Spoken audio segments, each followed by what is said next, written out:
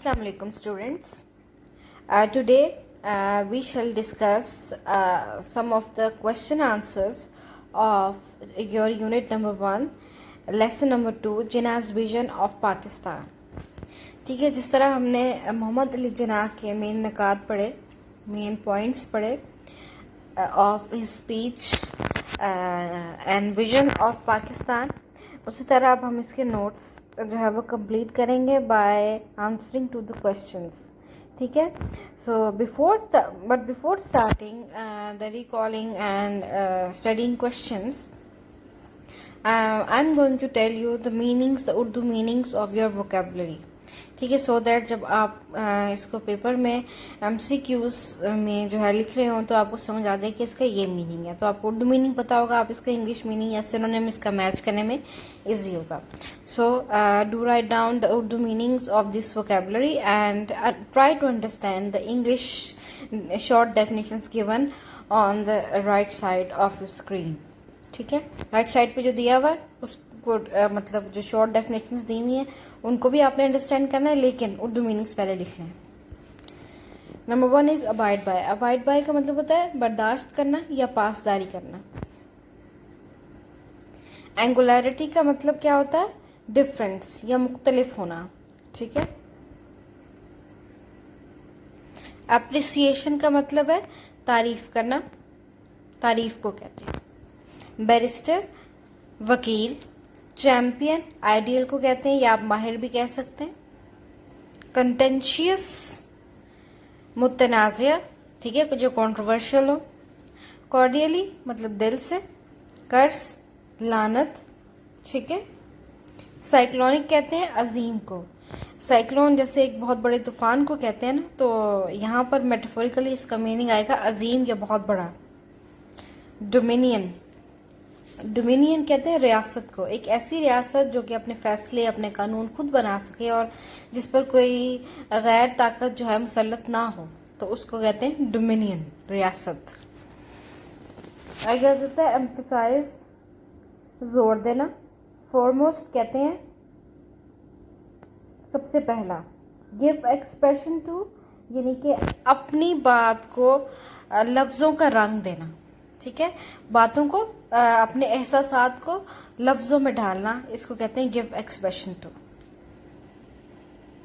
Gravest सबसे ज्यादा संजीदा, बहुत ज्यादा संजीदा, सबसे ज्यादा आप कह लें. इसके बाद आ जाता है हिंड्रेंस. हिंड्रेंस कहते हैं रुकावट को. एन ऑब्स्ट्रक्शन या ऑब्स्टेकल. इम्पार्शियल गैर जानिबदार, ऐसा जो फेवरेटिज्म ना दिखाए बल्कि तासुब से आरी हो, उसे कहते हैं इम्पार्शियल या गैर जानिबदार.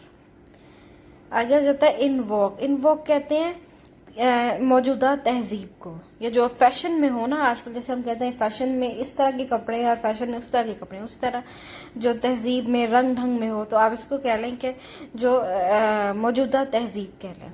ठीक है, इंक्लूसिव मतलब में शामिल होना, इंक्लूसिव. इनहेबिटेंट्स मतलब रहने वाले के बासी. ठीक है, रहने वाले या किए बासी. आगे आ जाता है आयरन हैंड, आहनी हाथ, या आप बहुत गुस्से से किसी को डील करते हैं तो वो भी आयरन हैंड है. या गुस्से से किसी को समझा रहे हैं तो वो भी आपका आयरन हैंड है. तो आप इसको आहनी हाथ लिख लें. ठीक है, और इसकी एक्सप्लेनेशन को समझें. जॉबरी का मतलब है बदउनवानी या करप्शन. ठीक है, लेगेसी का मतलब है विरासत. ठीक है, हेरिटेज को भी कहते हैं जो एक जनरेशन से जनरेशन से पास आउट होती जा रही हो, एक बात चलती जा रही हो, उसको कहते हैं लेगेसी. आगे आ जाते हैं लेजिस्लेचर. लेजिस्लेचर कहते हैं कानून साज जमात को. ऐसी जमात, ऐसा ग्रुप, ऐसी जो ग्रुप ऑफ पीपल होता है वो जो कानून साजी जो करे, जो आपके बैठ के कानून बनाए, आइन बनाए, उसको कहते हैं लेजिस्लेचर. ठीक है, ग्रुप ऑफ पीपल. आगे आ जाता है लिबरल यानी कि आज़ाद ख्याल. ठीक है, निपोटिज्म कहते हैं फेवरेटिज्म को. ठीक है, बेजा रियायत, रिश्तेदारों को बेजा रियायत इज कॉल्ड नेपोटिज्म. ऑब्लिगेशन फरीजा. ऑनरस बहुत मुश्किल, ठीक है, ये टफ। प्रिविलेजेस फ़वाइद या आप कह लें कि हकूक, ठीक है। प्रोनाउंसमेंट ऐलान को कहते हैं, अनाउंसमेंट को ही कहते हैं। सेकुलर कहते हैं जो मजहबी शिद्दत पसंद ना हो, वो जो मजहबी शिद्दत पसंद ना हो उसे कहते हैं सेकुलर। सॉवरेन किसे कहते हैं? सुप्रीम, अजीम। सब्जेक्शन, ये सब्जेक्ट से निकला, सब्जेक्ट कहते हैं आम रियाया को, ठीक है। तो सब्जेक्शन का मतलब है कि रियाया बनाना, ठीक है बच्चों। टेम्पल, मंदिर। टाइटैनिक, बहुत बड़ा। अब टाइटैनिक शिप आपको पता है कि बहुत बड़ी सी एक शिप थी, तो यहाँ भी मेटाफोरिकली इसका मीनिंग आएगा ह्यूज, बड़ा। टू एडवोकेट, की वकालत करना, ठीक है। टू बरी द हैचेड, गुस्से को ख़त्म करना, या आप कह लें कि इख्तलाफात को मिटाना। टू कंटिनेंस, किसी को सपोर्ट करना या किसी को एनकरेज करना, हिम्मत देना किसी को। टू वैनिश, गायब हो जाना। अनअवॉइडेबल, जिसे झुटलाया ना जा सकता हो, ठीक है, अवॉइड ना किया जा सकता हो। अनप्रेसिडेंटेड, जिससे आगे ना जा सकता हो, यानी कि अनपैरेलल्ड, एक्सेप्शनल, एक्स्ट्रा ऑर्डिनरी जो हो, ठीक है, जो कि सबसे बेहतर हो। अटमोस्ट, सबसे पहला, ठीक है, या बहुत ज्यादा, of the greatest possible degree और अमाउंट, ठीक है, सबसे ज्यादा। वर्डिक्ट मतलब फैसला। और विजन ख्वाब को कहते हैं, ठीक है, या तसव्वुर कह सकते हैं आप, ठीक है, या आप इसको कह सकते हैं कि एक नज़रिया। तो इसके 3-4 मीनिंग्स आ सकते हैं, ठीक है बच्चों। ये थे हमारे वर्ड्स मीनिंग, इनके उर्दू मीनिंग्स आप इसको लिख लें ताकि आपको इजी रहे। Now write down the answers to the questions. आपने आंसर्स लिखते जाना है, इस वीडियो को पॉज करके क्वेश्चन नंबर 1 का, क्वेश्चन नंबर 2 का, क्वेश्चन नंबर 3 का, ठीक है। मैं आहिस्ता आहिस्ता इसको स्क्रॉल करती जाऊंगी और आप इसका नोट करते जाएं, ठीक है बच्चों। और जो भी आपको इनमें मुश्किल लगे, कोई मीनिंग समझ नहीं आ रहा, तो डू आस्क मी, ठीक है। परेशान और कंफ्यूज नहीं होना, ना ही इसकी क्रैमिंग करनी है, रट्टा नहीं लगाना, इसको समझ के पढ़ना है और याद करना है। लेकिन question number 1 is when and where did Mohammad Ali Jinnah deliver his speech, ठीक है। ये हमने जो पढ़ चुके हैं वही आपने इंग्लिश में बताना है। Second is what two functions of constituent assembly did M. Jinnah refer to in the beginning of his speech, ठीक है, ये भी हम पढ़ चुके हैं। ये इसका आंसर बता लें, ये देखें। आपको लेंथ में थोड़े लंबे लग रहे होंगे, लेकिन आपको ऐसे ही याद करने हैं ताकि आपको फुल मार्क्स ले सकें आप। ये देखिए,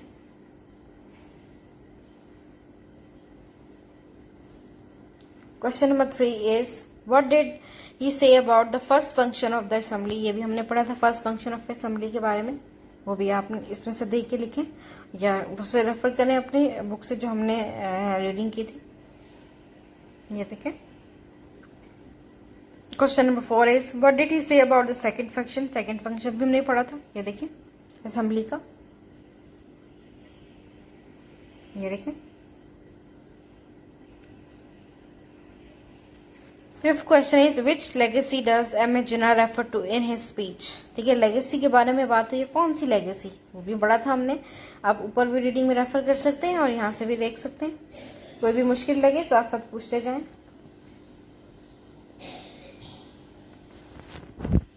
number 6 what are the Quaid's view about the division of India. ये भी डिवीजन ऑफ इंडिया के बारे में कायदे आज़म ने रिव्यूज दिए थे, ये भी आपने पढ़ा है, सो नोट डाउन।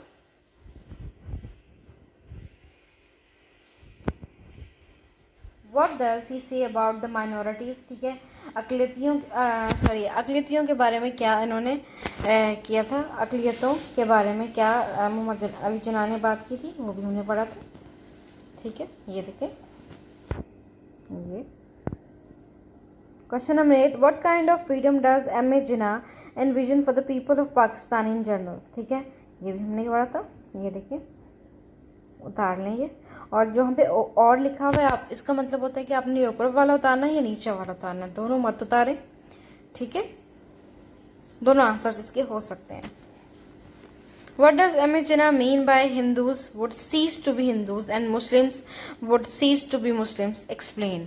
ये बहुत इंपॉर्टेंट क्वेश्चन है, इसको आप एज एन इम्पोर्टेंट जो है क्वेश्चन टिक भी कर लें और इसको अच्छे से समझ के इसका आंसर देंगे। देखिए, इसके भी दो आंसर्स दिए हुए, आपने उनमें से एक करना, कोई भी कर सकते हैं आप दोनों में से एक। Number 10 is make a list of fundamental principles that comprise Jinnah's vision of Pakistan. ठीक है, ये भी हमने पढ़ा था, जिन्नाज विजन ऑफ पाकिस्तान के हमने जो नोट्स बनाए हैं, मैंने आपसे कहा था वो भी इसमें आ सकते हैं सारे, और ये यहाँ से भी उतार लें आप बेशक। ये देखिए, इसके भी दो आंसर्स दिए हैं। आई रिकमेंड कि आप सेकंड वाला उतारें, बहुत ज्यादा कम्पैक्ट दिया हुआ है, अच्छा दिया हुआ है। Question number 11 is having read Jinnah's vision of Pakistan and list of fundamental principles that you made in answer to question 10 above, say what have we achieved and what not with regard to Jinnah's vision of Pakistan। ये भी important questions हैं, ठीक है, ये भी आपने छोड़ने नहीं है, करने हैं। बी पार्ट और ए पार्ट दोनों कर लें, फिर सी पार्ट भी कर लें। तीनों क्वेश्चंस मिला के पेपर में आ सकते हैं आपके। It would appear that we, as Pakistanis, have failed to achieve the vision of father of nation so far. What is the best way now for us to realize his vision? ये भी बहुत important question है, इसको भी टिक कर लें, आपके paper में लाजमी आ सकता है। ये आंसर है इसका, ठीक है। ये भी इंपॉर्टेंट है, express your views in simple words that what the mission of कायदे आजम वाज बिफोर 1947। ये भी इंपॉर्टेंट है, इसको भी टिक कर लें। वैसे तो सारे क्वेश्चंस इंपॉर्टेंट होते हैं, लेकिन जो कंसेप्चुअल टाइप ऑफ क्वेश्चंस होते हैं ना, जिसमें लिखा होता है इन योर ओन वर्ड्स, अपने वर्ड्स में लिखें, वो ज़्यादा इंपॉर्टेंट होते हैं, क्योंकि वो आपकी इंग्लिश स्ट्रेंथ देखना चाहते हैं, आपकी इंग्लिश राइटिंग देखना चाहते हैं। इन्हें बच्चों ये भी उतार लें, बस फिलहाल आपने इतना करना है, ठीक है। यहाँ तक आपने उतार लेना है, क्वेश्चंस के आंसर्स नोट कर लेने, नोट्स बना लेने, और जब मैं आपको कहूंगी कि इतने क्वेश्चंस याद कर लें बच्चों और टेस्ट दें, तो उसी दिन आपने उसका टेस्ट लिखकर मुझे देना है, ठीक है। Don't delay it and B punctual and do hard work with your studies, ठीक है, क्योंकि आपको ये बहुत काम आएगा आपके एग्जाम्स में भी और इन योर लाइफ भी, ठीक है। So keep doing good on your studies and take care. Allah Hafiz till the next.